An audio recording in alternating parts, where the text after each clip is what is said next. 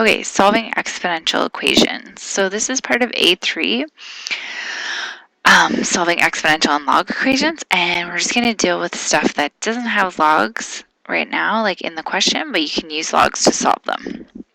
Okay, so this first question, 4 to the power of 3x plus 1 equals 8 to the power of x plus 5. So the lesson, I called this guy type A. I just named it this. And I called it that because this method we're going to solve using common bases. So if you look at the 4 and you look at the 8, both of those are the bases.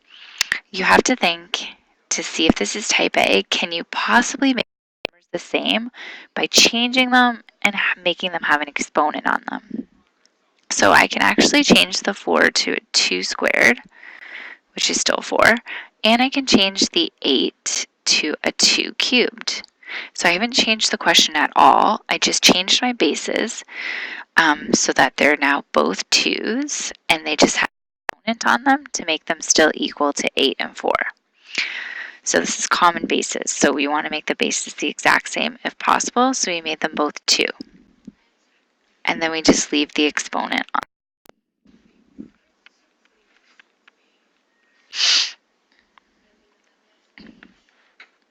Okay, so now that we've made the bases the same, we know that since the bases are the same, the exponents must be equal to each other. So we're actually just going to take the exponent, so this guy right here and this guy right here, and set them equal to each other. So 2 times 3x plus 1 equals 3 times x plus 5.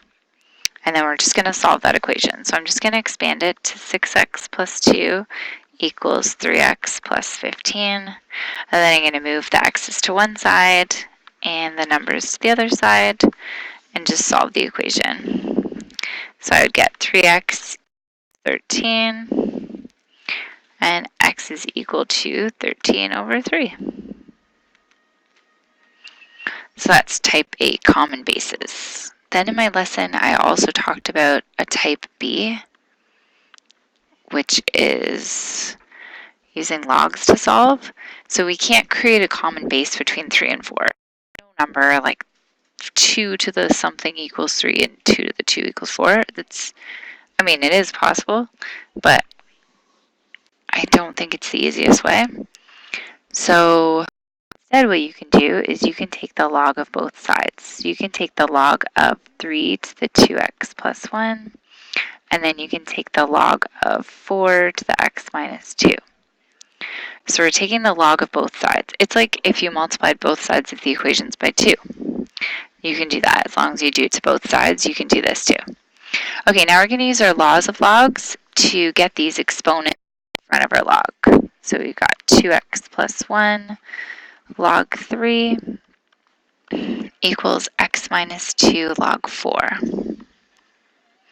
Okay, and now we're just going to expand our brackets. So multiply both of those by log 3. So that ends up with 2x log 3 plus log 3 equals x times log 4 minus 2 log 4. Okay, and now, since we're trying to solve for x, anything with an x we'll put on the left. So 2x log 3 minus x log 4. And then we'll move the other stuff to the other side. So we already had a negative 2 log 4. And we'll move over the log 3. Okay, and then we want to isolate x. So I'm going to factor an x out. So what from this is 2 log 3 minus what I have left from this is just log 4 equals negative 2 log 4 minus log 3. Okay, now to get x alone, we're going to divide both sides by 2 log 3 minus log 4. So we divide them both by that big bracket of stuff. And I'll divide this side by 2 log 3 minus log 4. So that way these guys cancel out, and x is equal to negative 2 log 4 minus log 3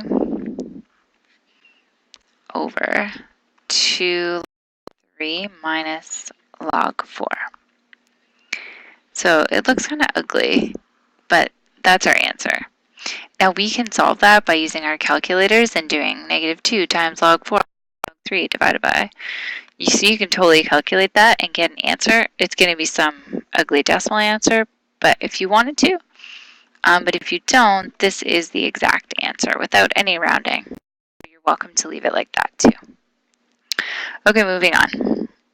Here's type C. We called this in the lesson. And this type C involves factoring to find the answer.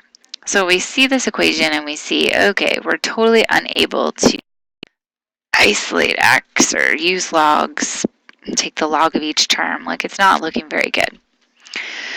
So what we can recognize is this kind of looks like a trinomial. It's got 3 terms.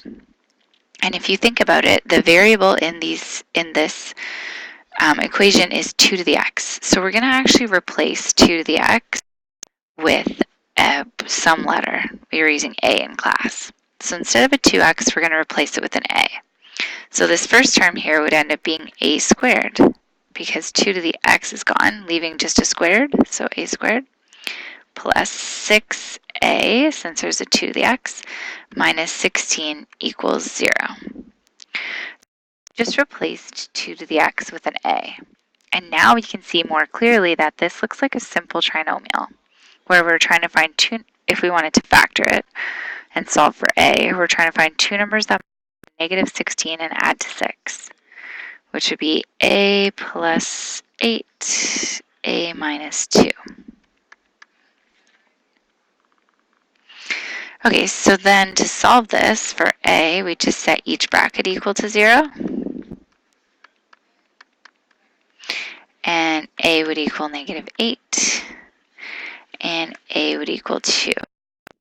But then we're not quite done because originally we said 2 to the x is equal to a. So we have to sub 2 to the x back in for a. So technically, this is saying 2 to the x equals -8 and 2 to the x equals 2. So to solve this first one, 2 to the x equals -8, no way that you can get an answer for that. There's no exponent that would ever create this being a -8. So there's no solution for this one. And then for this one, we would know that x has to equal 1 because 2 to the power 1 equals 2. So our solution is x equals 1 for this exponential equation. Okay, so that is a video on how to solve exponential equations.